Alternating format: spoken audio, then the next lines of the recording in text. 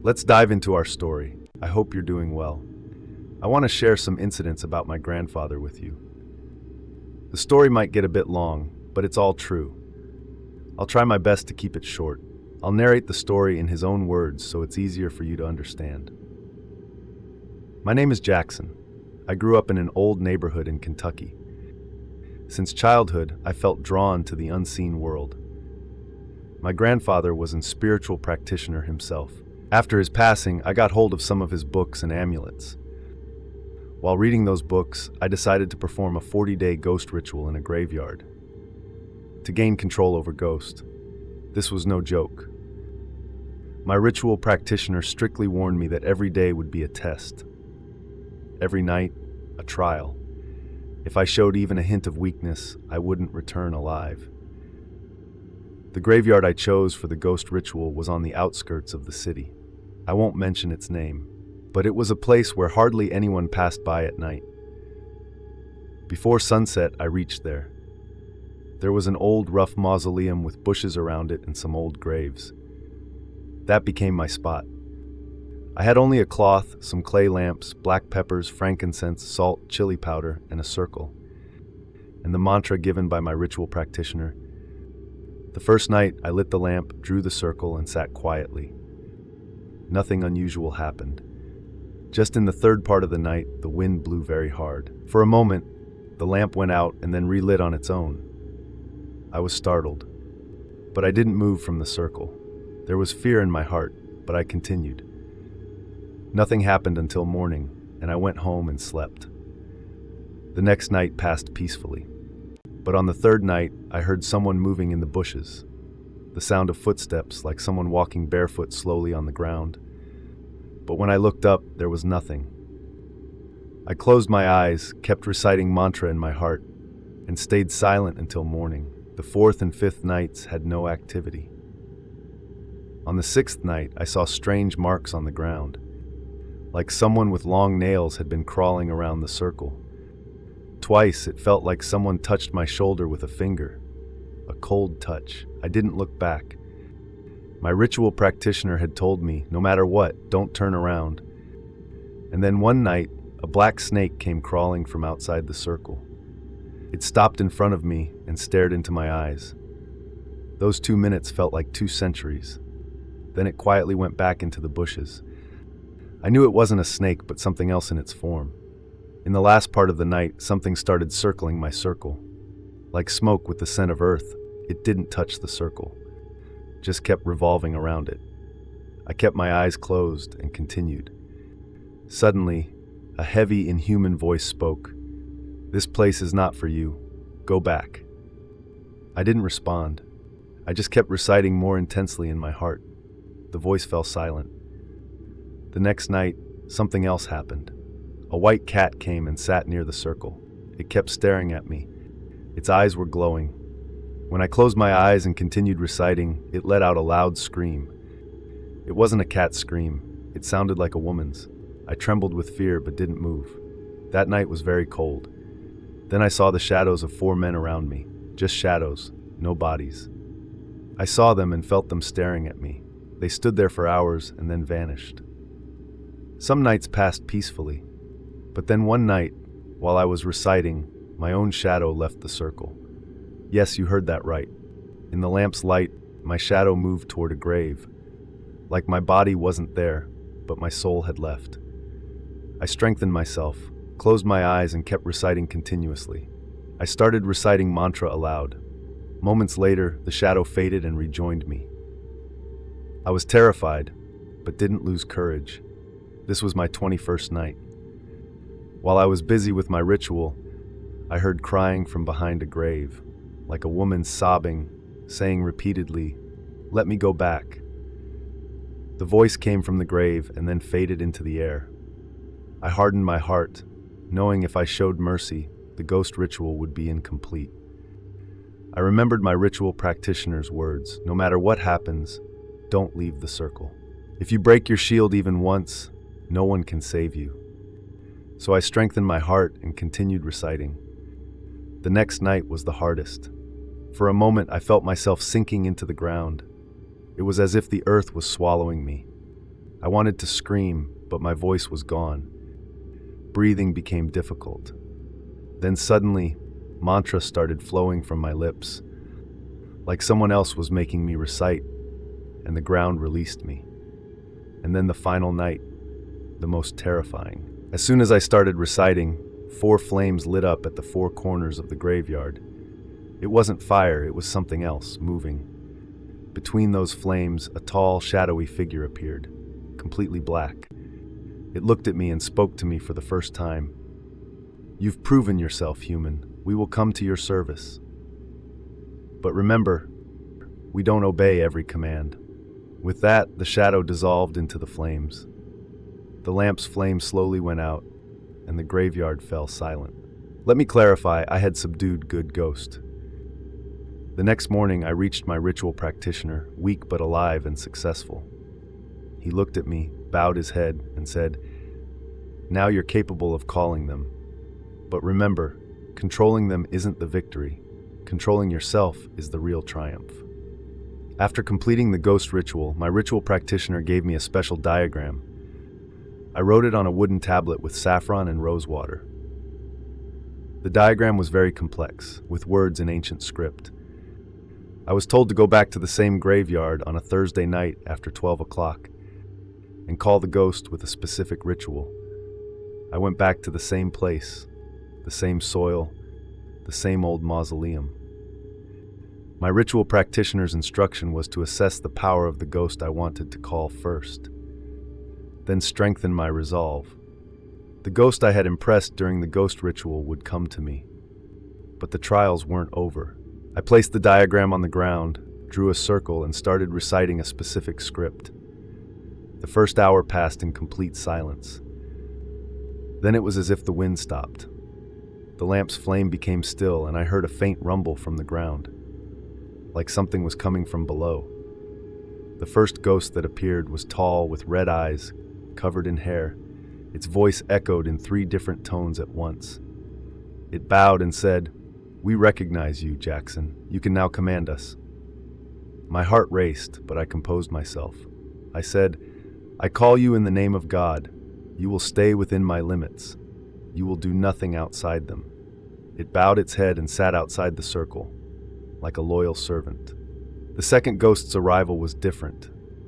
It felt like a crack formed in the ground, as if something emerged from below. Then it appeared. Its face was almost human, but like glowing embers or ash. It was silent, just staring. I didn't ask it anything, just said, "If you're obedient, stay. Otherwise, go back." It stayed silent for a moment, then said softly, "We are not your enemies, Jackson. You've chosen this path. Now you must prove yourself at every step." The third ghost was the most dangerous, I still believe. It had no clear face or body, just a shadowy form. As it appeared, the cold air of the graveyard turned warm.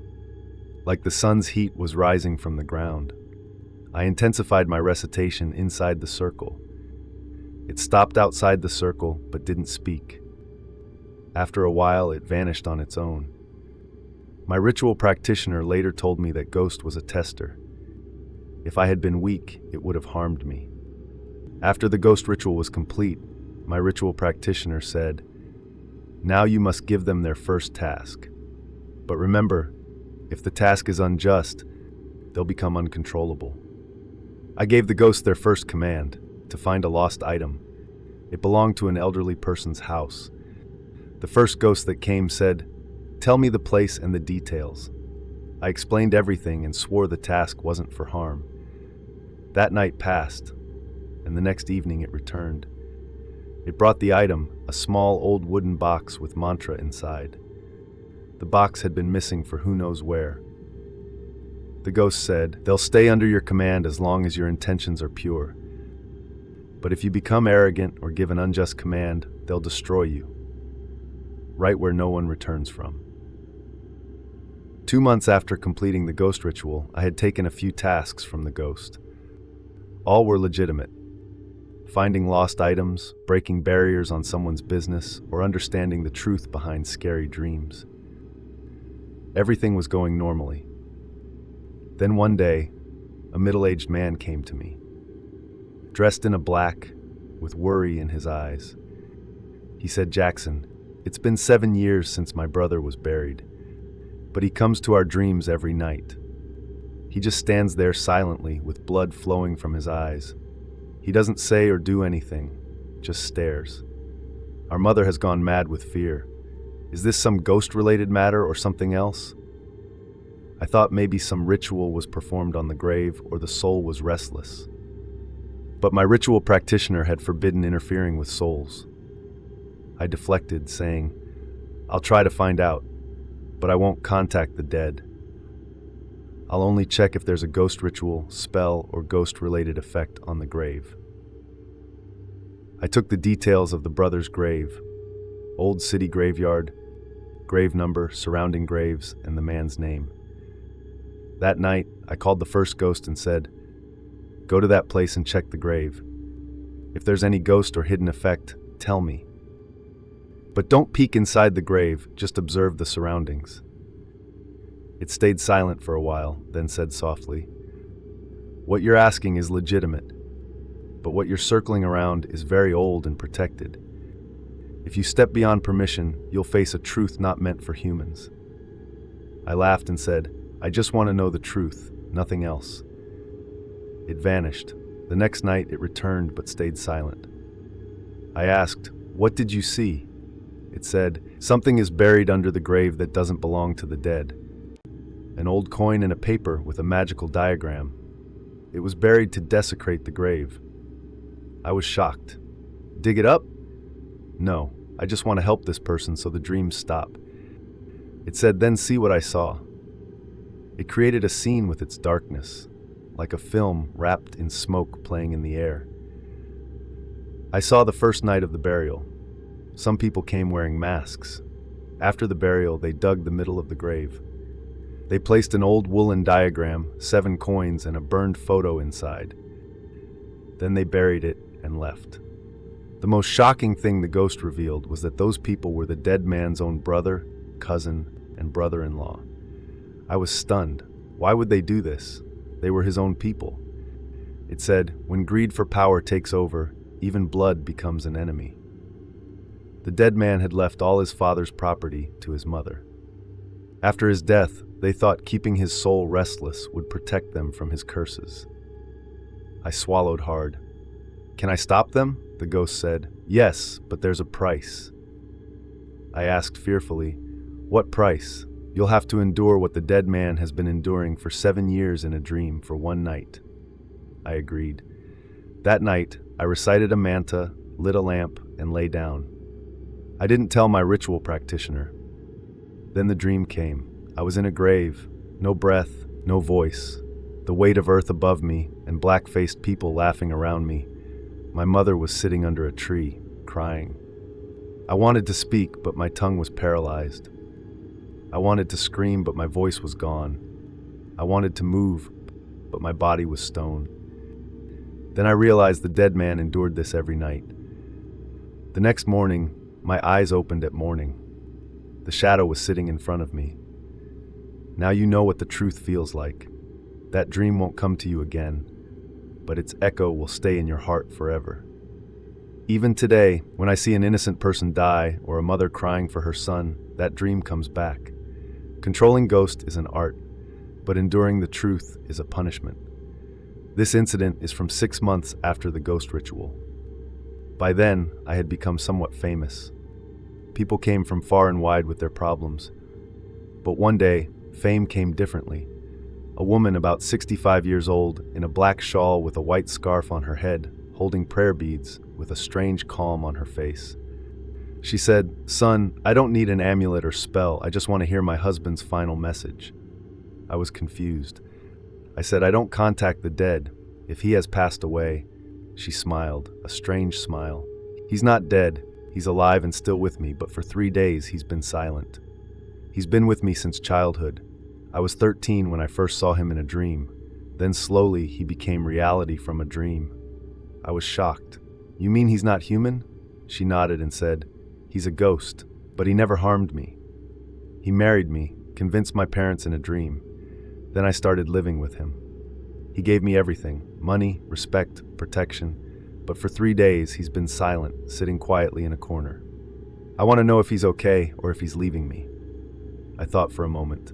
My ritual practitioner's principle was not to show softness in ghost matters, but to do justice. I told her to sit, lit a lamp, drew a circle, and started reciting the same mantra I always trusted. After 15 minutes, a smell spread in the room, like old earth, roses, and sulfur burning together. Smoke rose, and a figure formed in it, a shining white robe, a face completely veiled in haze. It stood silently. I gently asked, "Are you the one who married her?" A faint voice replied, "Yes, I married her. I've been her protector until now and still am. But now it's time for me to go back." "Why?" I asked. "Is she upset with you?" The ghost replied, "No, but you don't know. Ghosts love humans, but we can't stay with them forever. My time is complete. My life is ending, and our death isn't like what you think. I'm going into hiding and want to tell her something, but my voice no longer carries in human air."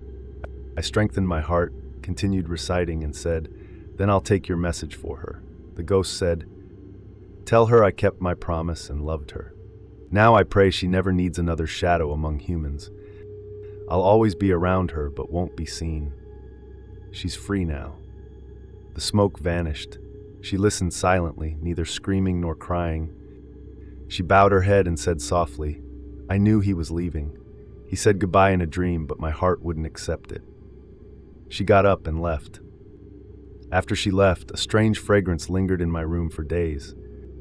Sometimes when I prayed at night, it felt like someone was standing by the door, but it never spoke. This incident was beyond my understanding. Love, that too from a ghost, and so pure. I realized not every ghost is bad. After that, I got a message on my phone. "Jackson, I need to talk urgently." It was a girl who didn't know whether to live or not. I called the number. The voice was trembling, exhausted, as if something inside her had broken. "Jackson, I'm not alone in my room. There's another me, a doppelganger that only I can see. She looks like me, my voice, my face, my walk. But when I look in the mirror, she stares at me like she'll kill me." I stayed silent for a moment. "How long has this been happening?" "For 2 months. At first, she only appeared in the mirror. Then one day, my mother heard me say, 'I'm better than you. I'll destroy you and take everything.' But I didn't say it. It was my voice, but she spoke. I told her to meet me after 7 p.m. the next day. She lived in a posh society, a soft-spoken, educated, modern girl, but her face showed exhaustion, like she hadn't slept in days. I said, "What you're describing could be psychological, or it's a ghost that's emerged, mistaking your weakness for strength." Olivia said, "She comes every night. One day she pulled my hair and I screamed. The room was locked. In the morning, my broken hair was on the pillow. I told her I needed to see her room. The next night, I went to her house. The room was simple and pretty. As soon as I stepped in, I felt a strange heaviness. Breathing felt heavy, like the air was frozen. I looked at the mirror, large and old. I asked, "How long has this mirror been here?" She said, "Since we moved here 4 years ago. We bought it from an antique shop." My heart sank. There was something strange about it. This wasn't an ordinary shadow. It was a reflected shadow, often trapped in mirrors that absorb grief, envy, or fear. That night, I meditated, lit a lamp, drew a circle, and sat alone in the room. At midnight, when the room was completely silent, her doppelganger appeared in the mirror. Hair like Olivia's, completely black, empty eyes, and a sinister smile. She looked at me and said, "Why are you here?" I'm the one trapped inside her. Her hatred, envy, and pride. I'm free now. I intensified my recitation and shouted, "I'm not a ghost. I'm her other self, hidden in every human, but few face me." I asked, "If you're her essence, how did you separate?" She replied, "When she started hiding her weaknesses, when she stopped speaking the truth, I broke free. Now I'm better than her because I speak the truth." I recited a specific verse and blew it onto the mirror. The mirror fogged up and suddenly shattered without being touched. A scream echoed in the room and then silence. Olivia rushed in, screaming, "She's gone!" I said, "No, she's back inside you. Now you decide whether to face the truth or let her out again." Today, Olivia is continuing treatment with a psychologist. She occasionally contacts me and says now there's only one me in the room, and that's enough. Another incident is from a rural area in Kentucky. A middle-class family, a decent couple with their 6-month-old son. I learned of this case when a video came to my phone one night. When I opened the video, I was stunned. A small baby was lying in a cradle.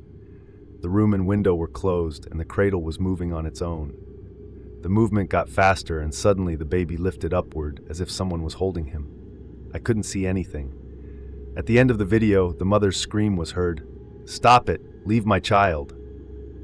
The next morning, I rushed to the place.